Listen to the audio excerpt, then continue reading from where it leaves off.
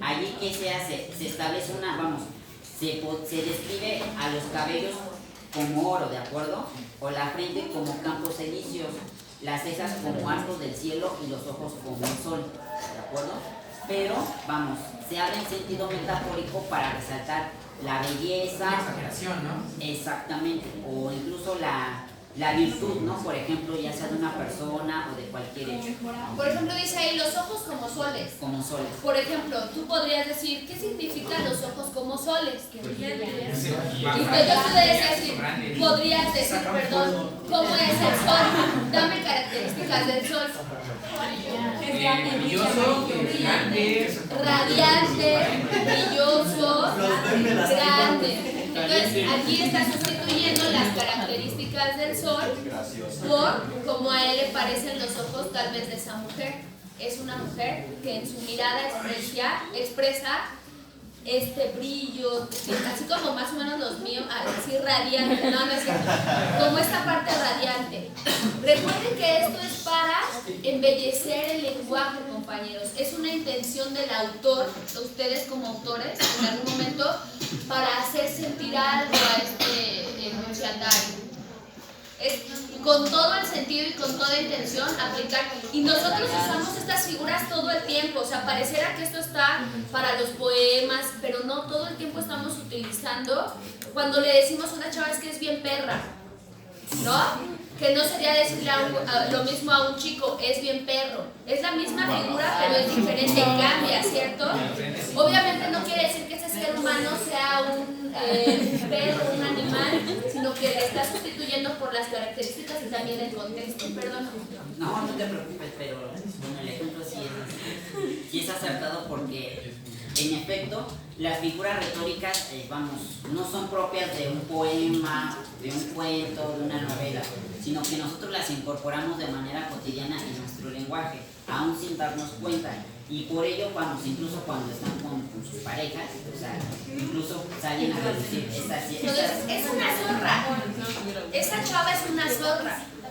Entonces, habrá que ver cuáles son las características de una zorra para que tú a esta persona la veas como este animal. Pero incluso, o sea, cuando, por ejemplo, cuando ustedes están con sus parejas, o sea, si quieren resaltar alguna virtud de ella, por ejemplo, cuando por ejemplo le dicen bebé, ¿no? O sea, no, su pareja no es un bebé, pero le dicen, recurren a ese término para, como un medio para resaltar su cariño hacia él o hacia ella, ¿no? O sea, que te parece tierno, que cuando le dices, por ejemplo, eres mi vida, quiere decir, te valoro tanto como a mi propia vida. Es una figura del lenguaje. Es muy importante que consideren que estas figuras las incorporan siempre en su lenguaje cotidiano. O sea, que no es propio de un poema, de un cuento, de una novela, sino que pueden hacer uso de ellas en cualquier ámbito o en cualquier espacio que sea indistinto. Recuerden que cuando estamos hablando de literatura, estamos hablando de la máxima expresión, o sea, esto bien ejecutado, porque los autores lo manejan de pie a pa, lo saben, la técnica la tienen desarrollada. Entonces, cuando tú te acercas a algo literario, que es una bella arte, te estás acercando a la máxima expresión de esa expresión artística, lo cual es bellísimo. Perdón. No, al contrario. Estos ejemplos les pueden servir para contextualizar y ubicar de qué manera ustedes, al hacer uso del lenguaje, incorporan cada una de estas figuras, ya sea, para resaltar sonidos, para, alterar el orden de esas palabras para destacar una virtud o un sentimiento, o en este caso, el sentido o discurso que nosotros le damos a las palabras para destacar un sentimiento o cualquier tipo de expresión, ¿de acuerdo? Siguiente figura es la antítesis. ¿En qué consiste esta figura retórica? Es contrastar o enfrentar actitudes, acciones o conceptos con significados opuestos. ¿Qué quiere decir esto? Así que si quieren enamorar a alguien, figura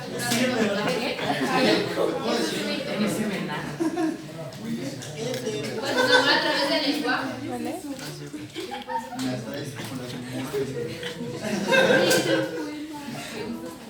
¿Por qué creen que dicen, es que ese chavo ya le endulzó la oreja? Que eso es una figura retórica también. ¿Qué quiere decir que le endulzó la oreja? Con una palabra. Con las palabras.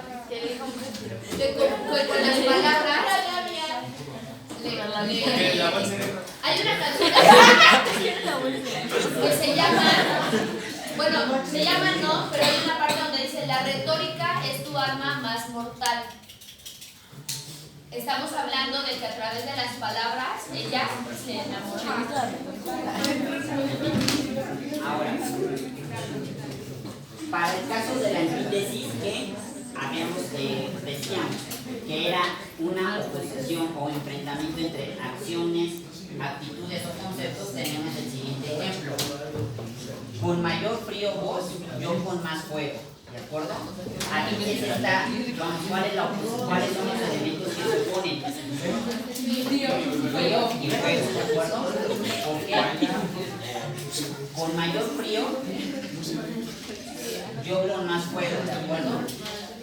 Es decir, se hace este enfrentamiento entre estos dos elementos, el frío y el fuego, y en ese sentido, cada uno posee un significado distinto, ¿de acuerdo? Al cual nosotros podríamos entenderlo en una primera lectura. Ya sea que con mayor frío, es decir, ya sea un sentimiento de desdén o de indiferencia, yo con más fuego, es decir, con un sentimiento más de, un poco de interés, ¿de acuerdo? O sea, que se resalte que esa persona que posee esta virtud de más fuego, implique que muestra ese interés o esa perseverancia, por ejemplo, ¿no? Contra quienes tienen mayor frío, que pueden ser indiferentes o tristes, que pueden estar tristes o con algún sentimiento de desánimo, negativo. ¿Cuál sería un ejemplo común en una situación de pareja de este verso? Ay, pues es que es como normal cuando la chava es como más diferente al chavo le gusta más. Ya cuando la chava le muestra interés, ya Él es frío. ¿Se entiende? Cuando inicia la relación, ella, por ejemplo, ¿no? Ella se muestra lejana y el chico más interesado. Justo cuando ella ya cae en la red, ¿no? Y ya la tiene, ahora el interesado o incluso cuando tus parejas les preguntan a tus parejas qué te ocurre y ella le responde nada.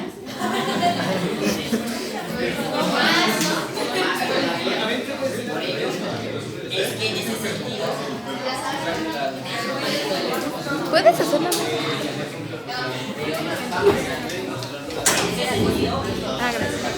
la antítesis con esta función de contraste.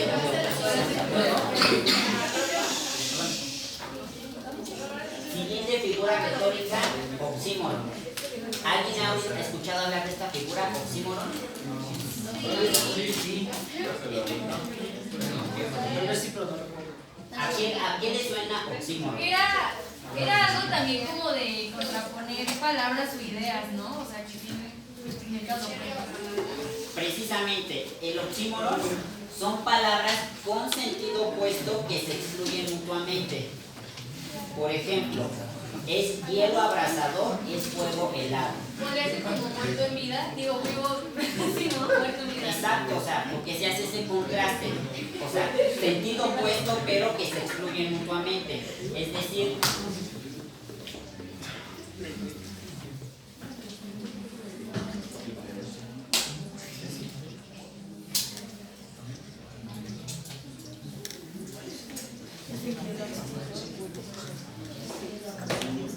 es hielo abrasador, es fuego helado. Es decir, de antemano sabemos que el hielo no es abrasador y el fuego no es helado, pero ambos elementos se excluyen mutuamente a través de su respectiva característica distintiva. Abrasador como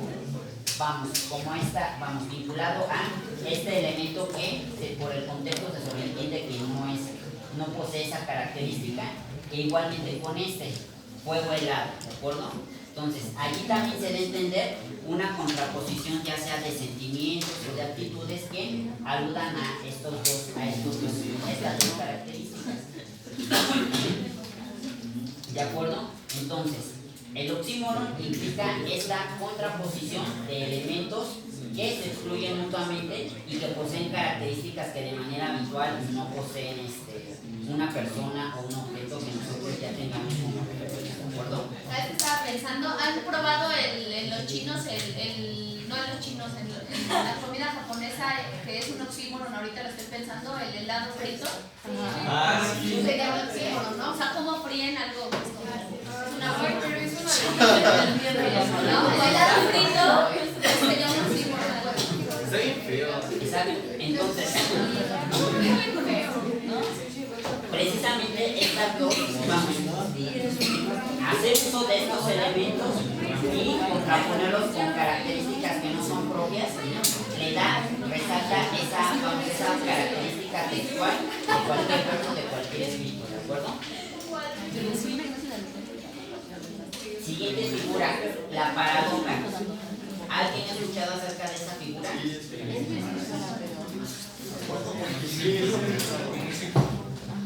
¿Cómo la podrías definir la paradoja? Como algo, no sé cómo lo podría definir, no sé si no sabe para mí.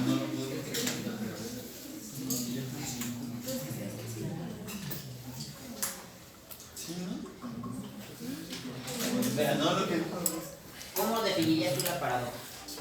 como un círculo, como algo repetitivo. Como algo cíclico, ¿no? ¿Alguien más?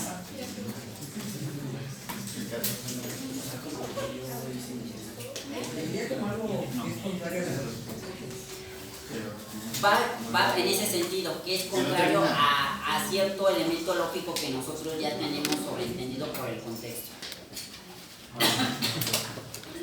Paradoja es la unión de palabras contradictorias que invitan a la reflexión. Ejemplo, porque tu voz es sabia en callar y ceder. ¿De acuerdo? La voz, que en ese sentido sería un instrumento para expresar, para alzar la voz, para demandar alguna injusticia o algún evento que no consideremos ético. Aquí se contrapone a dos características que no son propias, el callar y el ceder, ¿de acuerdo? O sea, hace ese contraste en que la voz es sabia en callar y ceder, pero ahora esto también resalta una característica particular, ¿no?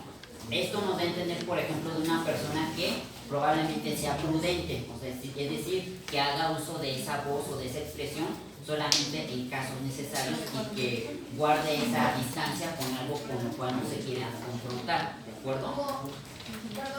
O alguien manipulable. Exactamente. Porque callar y ceder es como si no se tomara en cuenta su opinión y solo estuviera como aceptando o incluso sometiéndose a ese discurso, ¿de acuerdo? Entonces, la paradoja hace uso de esos elementos que probablemente nosotros ya tengamos ya definidos como parte de nuestro entorno cotidiano, pero le demos un sentido opuesto, ¿de acuerdo? Es decir, en este caso, la voz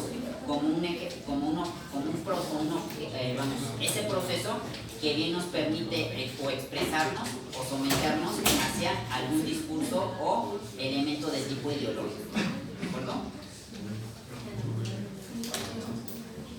Siguiente figura, personificación. Sí.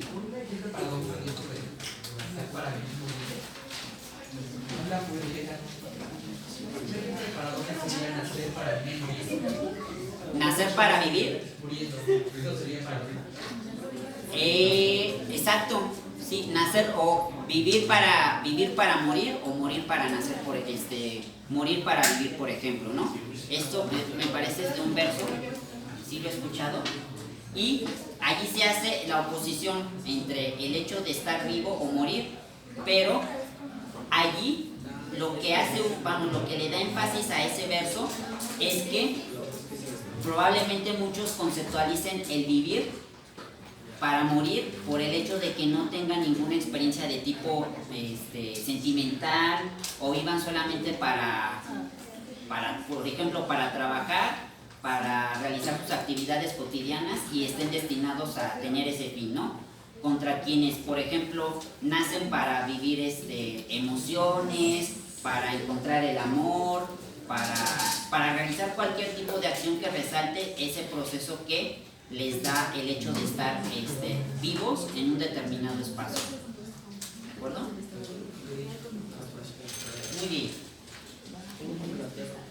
Personificación. Mande. ¿Cuál es la diferencia entre antítesis, oxímoron y paradoja? Antítesis.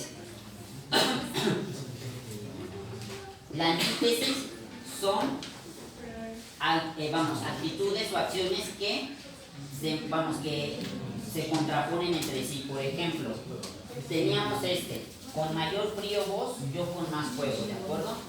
Aquí se enfrentan dos elementos, el mayor frío y el mayor fuego, ¿de acuerdo? Son solamente actitudes o acciones, ¿de acuerdo? Con conceptos opuestos, ¿de acuerdo? El mayor frío puede tener un contexto de vitalidad, de fuerza, contra el mayor fuego, perdón. El mayor frío puede tener un contexto de, comentábamos hace un momento, desinterés, indiferencia, ¿de acuerdo? Entonces, el contexto mismo del texto literario o poético te va a dar, la idea para que tú lo puedas ubicar, ¿de acuerdo? ¿A qué corresponde? Eso también es una metáfora, ¿no? Exactamente.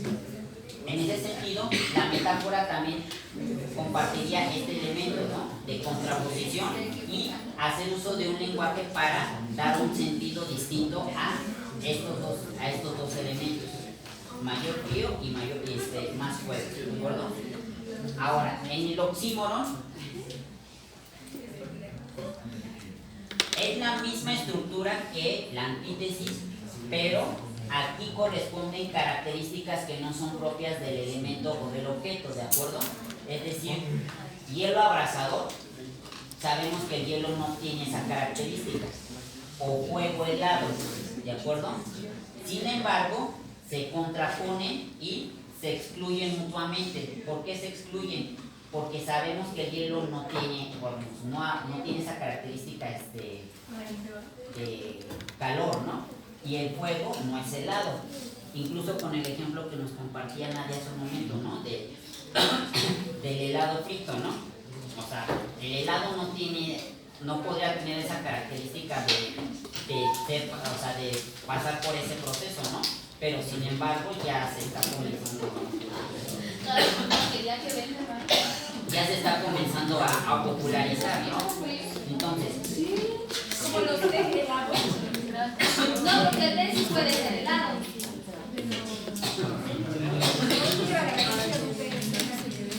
Por ejemplo, muchos piensan que la cerveza se toma fría.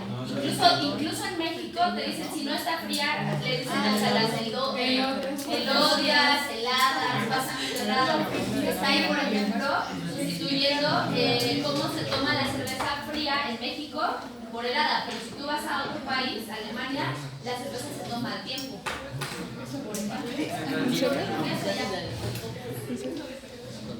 No sé. Hay cosas que no podemos concebir que son contrarias, ¿no? También depende del contexto. exactamente. Y en ese sentido, estas tres figuras, la antítesis, el oxímoron y la paradoja, la base para comprender la diferencia entre ellas es el contexto, ¿de acuerdo? La antítesis solamente es la oposición entre estos dos elementos, mayor frío y más fuego, ¿de acuerdo? El oxímoron son dos elementos que poseen características opuestas referente al elemento, ¿de acuerdo? Hielo abrasador y fuego helado. Paradoja. Aquí en la paradoja son palabras contradictorias que nos invitan a la reflexión. Mencionábamos el ejemplo, porque tu voz es sabia en callar y ceder. La voz sabemos por el contexto que no tiene esa característica de callar y ceder, pero el contexto del texto, ya sea de la novela o de un cuento, te puede dar la idea de que en ese sentido la voz puede someterse a cierto proceso de dominación o de cierto dominio respecto a una situación en particular o hacia algún personaje, ¿de acuerdo? Entonces, esa es la diferencia entre las tres, ¿de acuerdo? Pero el contexto mismo, ya sea de la novela o del cuento, te va a dar las características para poder diferenciar, ¿de acuerdo? Muy bien. No, al contrario. Personificación. La personificación es atribuir características humanas a un objeto o algún hecho, ¿de acuerdo? Por ejemplo, mande. También se puede ser animal. Puede ser por ejemplo, sí, también se podían Hay una personificación. Puede dar características humanas o animales. exactamente. O sea, personificar implica que nosotros le otorguemos características humanas, por ejemplo, una mesa. Por ejemplo, ¿tú cómo podrías describir una mesa con características humanas?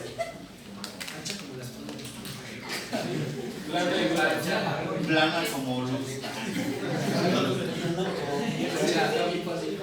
Ancha. ¿Qué más? ¿Qué característica humana le podrías dar a la mesa? ¿Ancha galleta?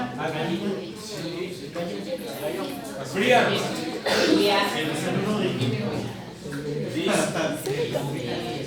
Cuadrada, por ejemplo, o sea, triste. ¿Qué característica le podrías dar humana a una mesa? Fuerte, dura, ¿de acuerdo? En ese sentido, la personificación implica eso, que nosotros le otorguemos esas características humanas a un objeto que es inanimado, que no tiene vida, pero que resaltamos esas características o esos elementos para destacar, ya sea de manera literaria o poética, cualquier tipo de texto o cualquier tipo de escrito, ¿no? Tenemos el siguiente ejemplo. Porque nuestras dos almas son como el cielo y mar, profundas, inconscientes y su grave caída. ¿De acuerdo? El alma, como objeto propiamente humano, se compara con el cielo y el mar. Y también se caracteriza como profunda e inconsciente. ¿De acuerdo? Entonces, se caracteriza a esa alma con al cielo y el mar como algo propiamente humano, ¿de acuerdo? Como algo profundo e inconsciente, ¿de acuerdo? Y eso constituye la personificación.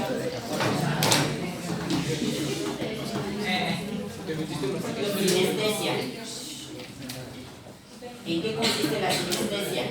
Es la mezcla o la combinación de sensaciones de sentidos distintos o con sentimientos.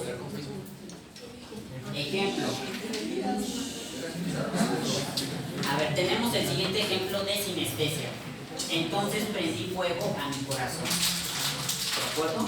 Es decir, son sensaciones de sentidos distintos que nosotros les damos ya una característica ya más de tipo afectiva o sentimental, ¿no? Tenemos, entonces prendí fuego a mi corazón, ¿de acuerdo? Entonces, el corazón como algo que es propiamente humano, le damos esa característica, ¿no? De darle mayor vitalidad o mayor fuerza a través de una palabra, por ejemplo, prender, ¿de acuerdo? Y ustedes pueden recurrir a ese tipo de recursos, ya sea a través de distintos, con otros distintos ejemplos, ¿no? Pero en ese sentido, la sinestesia implica eso, que nosotros le asignemos a cierto sentimiento o a cierta actitud una característica propia de un sentido o un sentimiento, alguna sensación, ¿de acuerdo? Hipérbole. Muy bien. La hipérbole es la exageración, ¿de acuerdo? Cuando utilizamos palabras que exageran una actitud o un sentimiento. Por ejemplo, Por ahí. perdón. No, es que sí, el ejemplo de Exactamente. Para resaltar que, vamos, tienes esa sensación que ya no puedes controlar, por ejemplo. O en el ámbito, vamos, en el caso de un contexto literario, tenemos el siguiente ejemplo. Y este es el malhadado objeto causante del daño, repugnante baratija de la vanidad humana. Allí se está haciendo descripción de un espejo, ¿de acuerdo? Lo describe como una baratija repugnante de la vanidad humana, ¿de acuerdo? Entonces, o incluso como un objeto causante del daño, por el hecho de que el espejo favorece la vanidad o el narcisismo, ¿de acuerdo? Y precisamente se destaca esta función de la hipérbole para exagerar ciertos sentimientos o valores a través de esas características, ¿de acuerdo?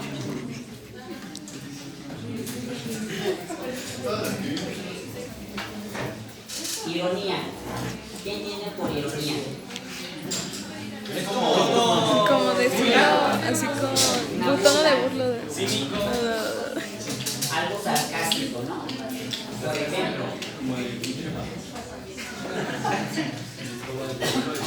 ejemplo, ¿qué? Como decir algo para disfrutar, no entender todo lo contrario. Exactamente. Es decir, que no lo queremos dar a expresar de manera literal, sino que recurrimos a otro tipo de palabras para darle un sentido más, un poco precisamente de burla o un poco invitando también a la reflexión. Es como ser cínico. Un poco, vamos. La ironía no siempre se utiliza como algo para ser cínico, ¿no? Sino que más bien se puede utilizar para invitar a la reflexión, ¿no? Por ejemplo, tenemos revolución, siguen los héroes vestidos de marionetas, vestidos con palabras sinalécticas, o sea, con palabras que son manipulables, ¿de acuerdo? Pero el hecho de que los héroes sean descritos como vestidos de marionetas ya implica ese sentido irónico, ¿no? O sea, que los héroes, si bien son vistos como personajes que luchan por la justicia, muchas veces son descritos como personajes que pueden ser manipulados y les dan esa característica como marionetas, ¿de acuerdo? Incluso por las palabras sinalécticas implica que son palabras que son, que pueden ser, tienen otro sentido de dominación o de sometimiento, ¿de acuerdo? Entonces, a eso se refiere la ironía, darle ese sentido a cualquier texto o escrito, pero que no queramos darle esa primera lectura de manera directa, sino que recurramos a ese doble sentido con el cual lo podemos identificar, ¿de acuerdo?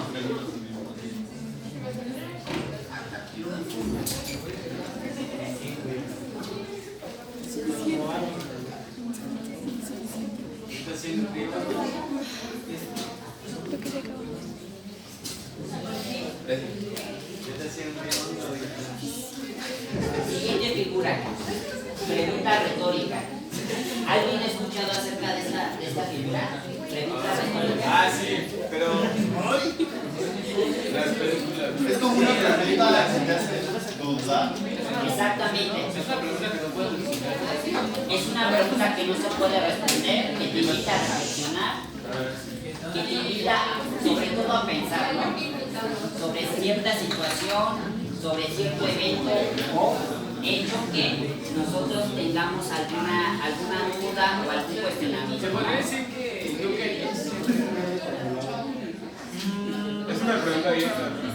Es una pregunta abierta, pero que su estructura implica algo complejo. Por ejemplo, tenemos este ejemplo. Mas donde, Señor, me lleva tan ciego el afecto mío, que tan fuera del intento mis afectos os explico. ¿De acuerdo? Mas donde, Señor, me lleva tan ciego el afecto mío, que tan fuera del intento mis afectos os explico. ¿De acuerdo?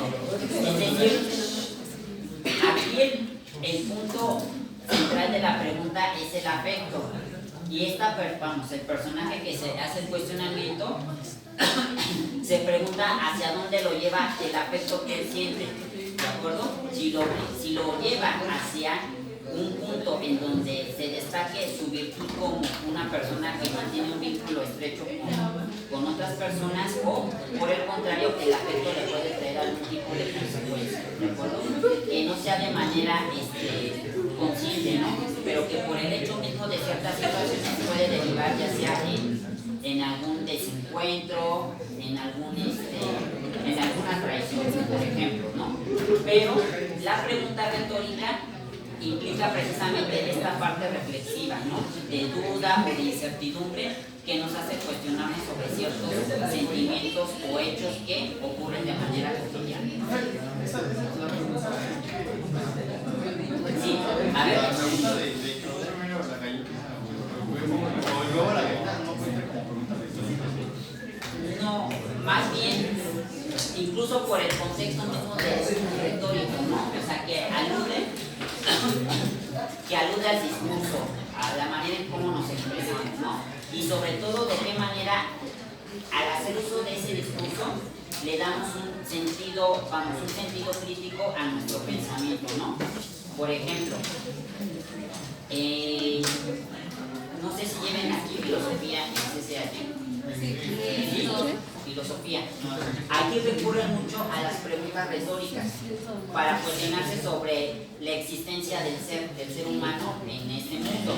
Y varios autores, varios filósofos plantean este tipo de preguntas para cuestionarse cuál es la función del ser humano. O sea, si está aquí para cumplir una determinada función, si está aquí para someterse a algún tipo de poder, de alguna ideología, o por ejemplo si está para buscar la felicidad, por ejemplo, ¿no? Entonces, la pregunta retórica implica mucho la reflexión, el pensamiento que nosotros tenemos respecto ya sea del ser humano o de cualquier otro objeto.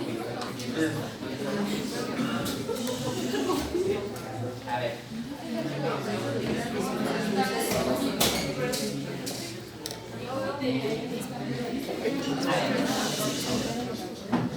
Última figura semántica, enumeración. ¿Le suena algo a esta figura retórica? Enlistar, exactamente. Cuando enlistamos objetos, personajes, hechos o lugares